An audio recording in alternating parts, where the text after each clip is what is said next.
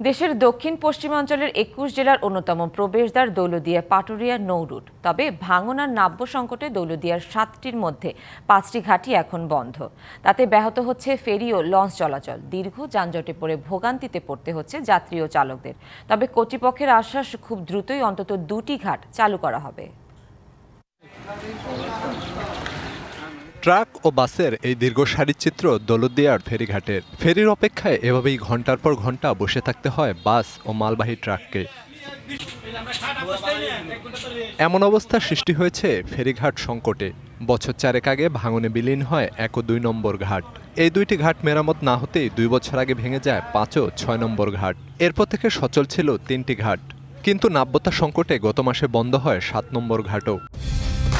Colour expert, George sap এবং mild on hands technology সমৃদ্ধ Orix crystal wash আপনার laundry expert. এখন কেবল সচল আছে ৩ ও ৪ নম্বর ঘাট। ৭টির মধ্যে ৫টি ঘাটই বন্ধ হয়ে যাওয়ায় বেড়েছে দুর্ভোগ। ফেরির অপেক্ষায় দীর্ঘ সময় বসে থাকতে হচ্ছে যাত্রী ও চালকদের।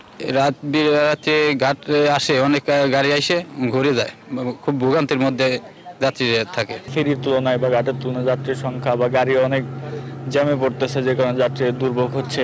আসি ৩ ঘন্টা ৪ ঘন্টা এমন দিন সারাদিনও লেগে যায়, জ্যামে আসি, আমাদের খুব ভোগান্তি হচ্ছে। সাম্প্রতিক এই ঘাট দিয়ে যান চলাচল বাড়লেও দীর্ঘদিনে অচল ঘাটগুলো পুনরায় চালু না হওয়ায় ক্ষুব্ধ যাত্রী ও চালকরা। ৪০ মিনিট বসে থাকে, তাদের অনেক কষ্ট হয়। মহিলা মানুষদের সবচেয়ে বেশি কষ্ট হয়। সন্ধ্যা ৩টা-৪টার পর থেকে রাতে অনেক যানজট থাকে। ৪টি ঘাট আপনার নদী ভাঙনের কবলে পড়ে বন্ধ রয়েছে, যে কোনো সময় একটি ঘাট বন্ধ হয়ে যেতে পারে। ভোগান্তি কমাতে ২টি ঘাট সচলের চেষ্টা করা হচ্ছে বলে জানালেন সংশ্লিষ্টরা। মাঝে মাঝে হঠাৎ করে নদী ভাঙনের কবলে আমরা পড়ে যাই। তো এরকম একটা দুর্যোগ বা একটা জরুরি পরিস্থিতি মোকাবেলার জন্য আমি মনে করি সর্বমোট 4টি ঘাট থাকলে এটা আমাদের জন্য সহনীয়, স্বাভাবিক। ৭ নম্বর ঘাটটাও আমরা ড্রেজিং দিয়ে শুরু করে দিয়েছি। ৭ নম্বর ঘাটটা চালু হলে আমাদের এপার ওপার দূরত্ব অনেক কমে যাবে। আমরা চেষ্টা করতেছি যত দ্রুত সম্ভব আপনাদের সবগুলো চালু করার জন্য। দুর্ভোগ নিরসনে বন্ধ ফেরিঘাটগুলো দ্রুত সচল করা হবে এমন প্রত্যাশা যাত্রী ও চালকদের।